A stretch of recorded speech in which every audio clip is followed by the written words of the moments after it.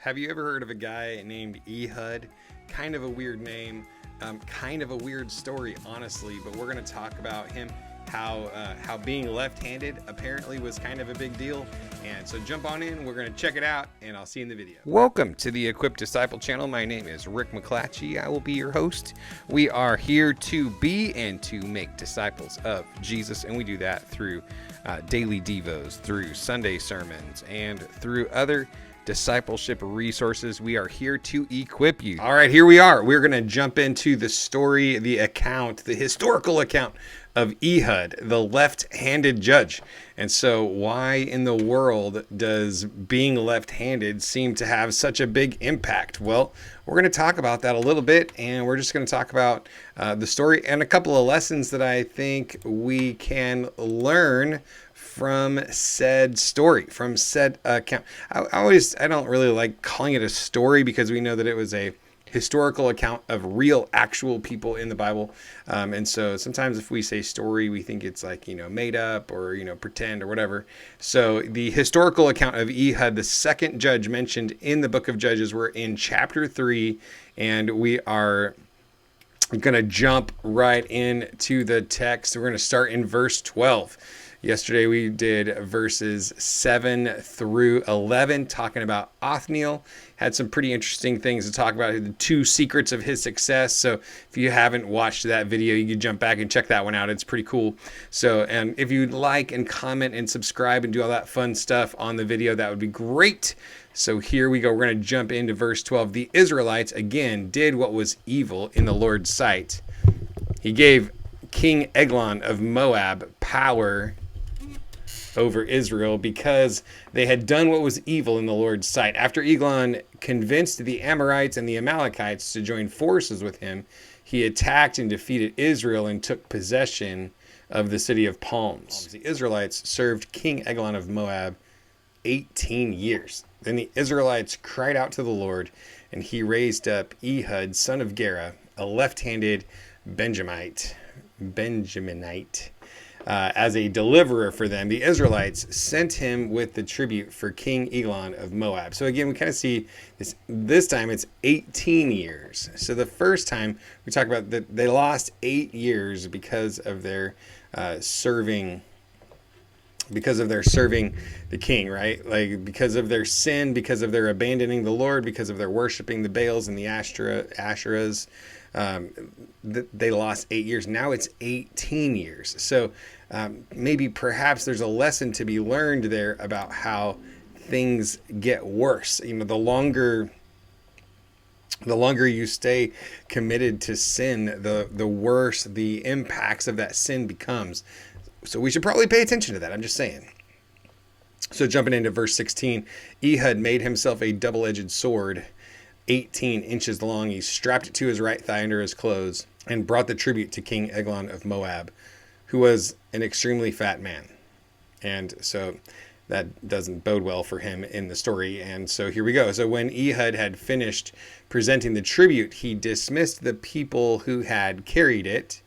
And at the carved images near Gilgal, he returned and said, King Eglon, I have a secret message for you. And the king said, silence, and all of his attendants left him. And he says, then Ehud approached him while he was sitting alone in his upstairs room where it was cool. And Ehud said, I have a message from God for you. And the king stood up from his throne, and Ehud reached with his left hand, took the sword from his right thigh, and plunged it in Eglon's belly. Even the handle went in after the blade, and Eglon's fat closed in over it, so that Ehud did not withdraw the sword from his belly, and the waist came out. So, yuck.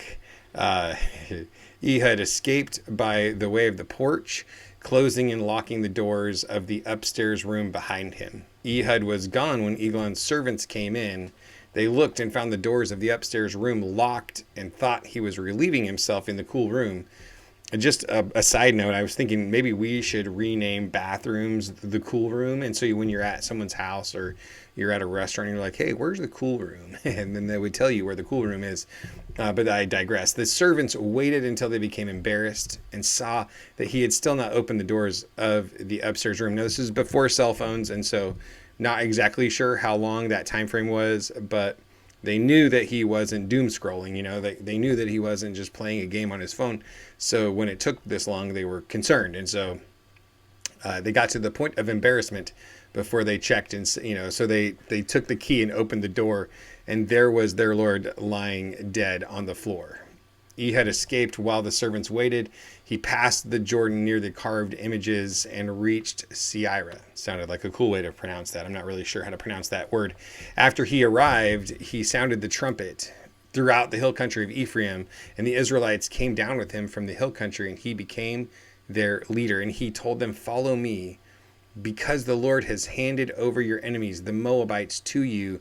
So they followed him, captured the fords of the Jordan leading to Moab, and did not allow anyone to cross over. So pretty cool, interesting, little victory over the enemy here. And at that time, they struck down about 10,000 Moabites, all stout and able-bodied men. Not one of them escaped. And Moab became subject to Israel that day, and the land had peace for 80 years. So one cool thing is we see that the penalty of sin here cost them 18 years. The penalty of sin cost them 18 years, and yet the restoration of God brought them 80 years. And I just love how God shows off a little bit like that, where it's like he could, hey man, I don't know, like his judgment is to the third and fourth generation, but his blessing is to 1,000 generations. So it's just, God is so good to us. He's so gracious, so loving, so kind.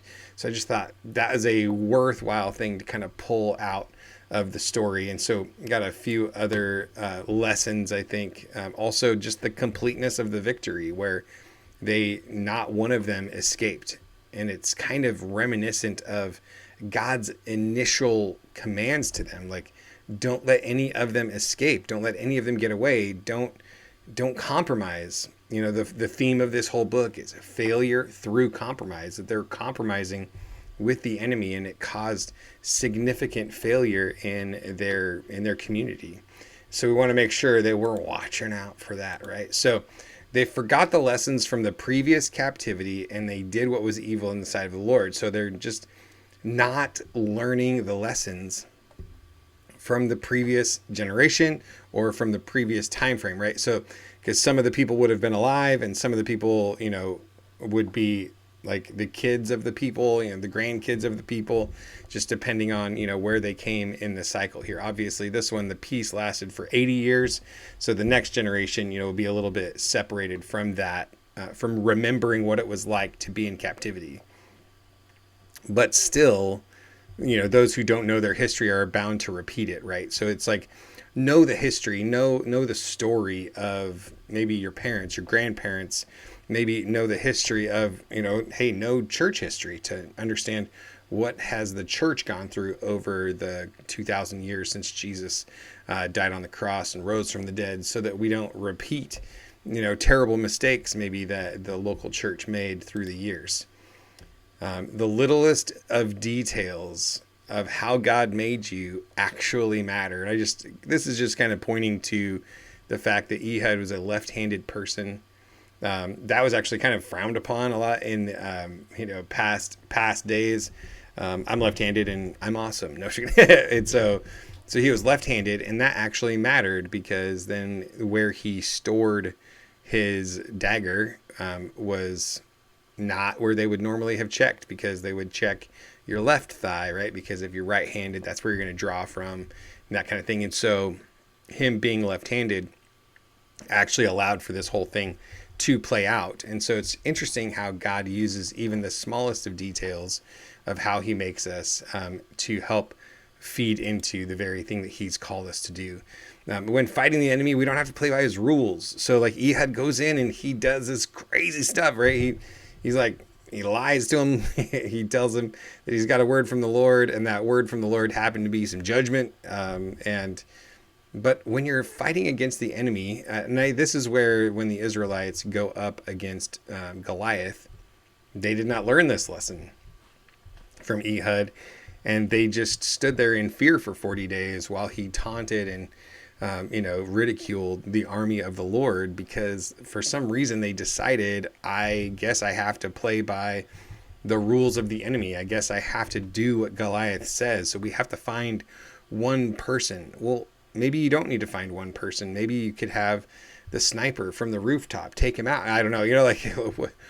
Why are we playing by the enemy's rules? And so I just thought that was kind of a fun point to bring out. The victory was started by one person, but required everyone to get involved. So it started with one person. God chose one person to kick it off, get that ball rolling, but then it required everyone to get involved. And I think this is a great lesson for the church today, that when we're fighting against the enemy, sometimes God uses one person to get the ball rolling, to get the thing kicked off, but then we all need to get in the program. We all need to put our hands to the plow, because Ephesians chapter 4 says that when every member of the body finds its place, their function, that the whole body is built up together in love. And so when we jump in it together and we get it done together, it's awesome. It's amazing what God does when we are united. So with that, I just want to say a big hearty God bless you today. Have a wonderful day, and I will see you in the next video. Hey, if you're getting value out of these videos, if you could just make sure you hit the like button, maybe subscribe to the channel. YouTube is suggesting a video right about here for you to check out. So go ahead and check out the next video.